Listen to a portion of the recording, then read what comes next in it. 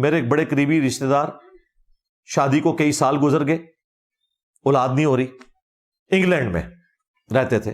ان کو اشارہ ہوا خواب میں کہ جی آپ پاکستان میں فلاں دربار پہ جائیں تو اولاد ہو جائے گی. اور وہ اپنی بیوی کو لے کر ٹکٹ کٹوا کے پاکستان آیا. اس کی قسمت اچھی تھی، پہلے ہی دن میرے درس میں آ گیا. ان دنوں میں اپنے گھر کی بیٹھک میں درس دیا کرتا تھا، اور بائی چانس اس دن میں ڈسکس کر رہا تھا یہ مزارات اور قبریں اور یہ سارا جو فراڈ کے اوپر ان کا سسٹم چل رہا ہے.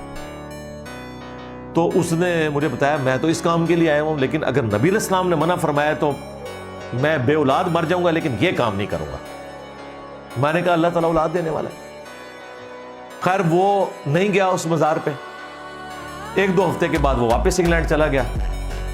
جا کے ٹیسٹ کروایا تو اس کی وائف کی پریگنینسی پازیٹیو تھی، اور پریگنینسی اس کی پاکستان آنے سے پہلے کی ٹھہری ہوئی تھی، اور بابا جی کے کھاتے میں ڈلنے والی تھی.